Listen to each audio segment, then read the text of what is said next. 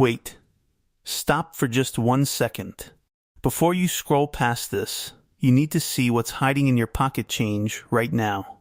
I'm talking about something so rare, so impossibly valuable, that most people throw it away without even looking. And honestly, it might be sitting in a jar somewhere in your house at this very moment.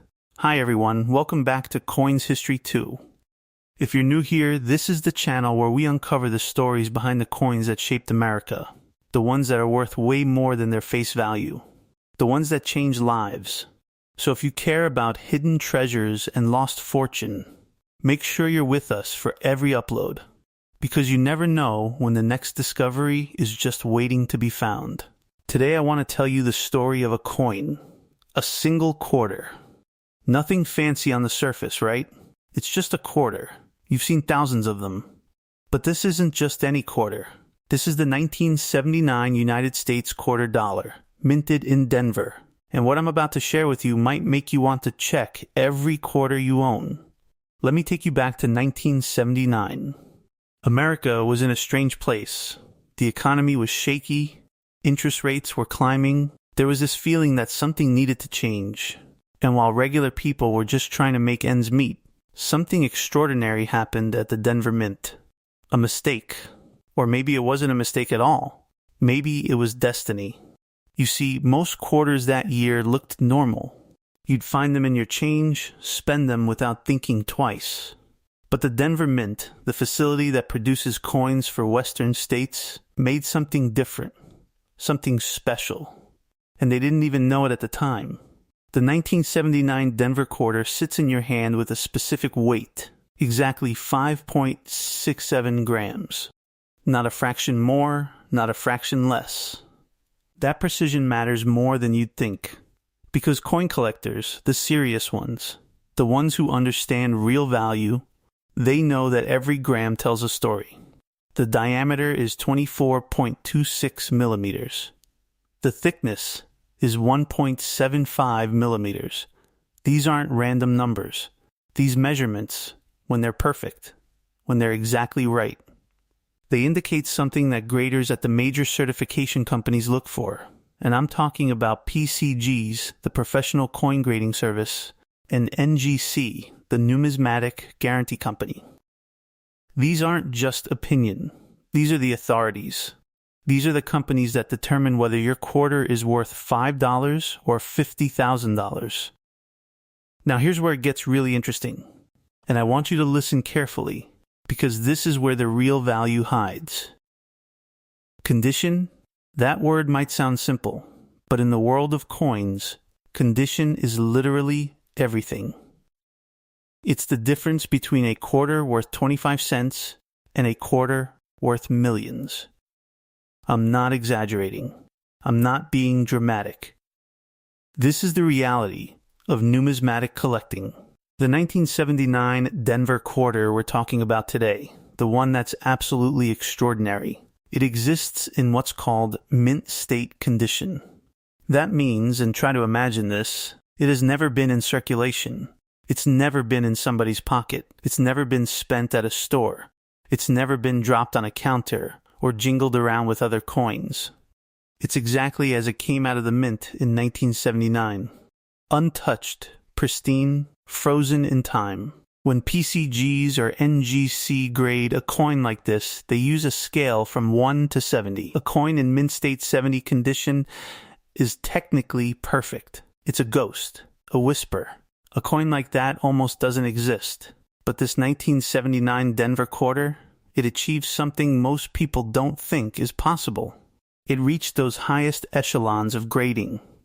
And when a quarter does that, when it hits those grades, something miraculous happens to its value. Let me tell you about the rarity factor, because this is crucial to understanding why we're talking about such an enormous number. The 1979 mint year saw millions of quarters produced. Millions. But here's the thing. Most of them saw circulation. They were handled. They were damaged. They lost their shine. They accumulated scuffs and marks, but a quarter that remained in perfect mint state condition, a quarter that avoided damage for over 40 years, That's like finding a needle in a massive, impossibly large haystack. The Denver Mint produced these quarters with the D mark, that little letter on the coin that tells you where it came from. That D mark, that tiny detail, it's become legendary among serious collectors. Because Denver Mint quarters from certain years, with certain characteristics, they command premiums that seem almost impossible. Here's what keeps me awake at night as a collector. It's knowing that somewhere out there, in someone's desk drawer, in their grandmother's jewelry box, in the bottom of a forgotten piggy bank, there might be quarters just like this one. Quarters that are worth absolutely staggering amounts of money. But their owners have no idea. They have no clue what they're holding. This particular 1979 Denver quarter, in its present condition, graded and certified, sits at a valuation of $9 million. Let that sink in. $9 million. For one quarter. That's more than most people make in a lifetime. It's enough to change everything. But how do you sell something like this? This is the question that keeps collectors wondering. It's not like you can walk into a bank and cash it in. You can't take it to a coin shop on the corner. This requires the right auction house, the right moment, the right buyer. The specialized auction companies, places like Heritage Auctions or Sotheby's, they handle coins at this level. They understand the market. They know how to reach international collectors with that kind of money. They know how to create the bidding frenzy that pushes these values even higher. Because at this price point, you're not selling a coin. You're selling history. You're selling the story. The certification matters tremendously. When PCGs or NGC certifies a coin at this level, they put it in a protective holder. They guarantee its authenticity. They guarantee its grade. And that guarantee, that assurance, it's what gives international buyers the confidence to spend millions. I think about the person who might own this coin. Maybe they found it by accident. Maybe it's been in their family for decades.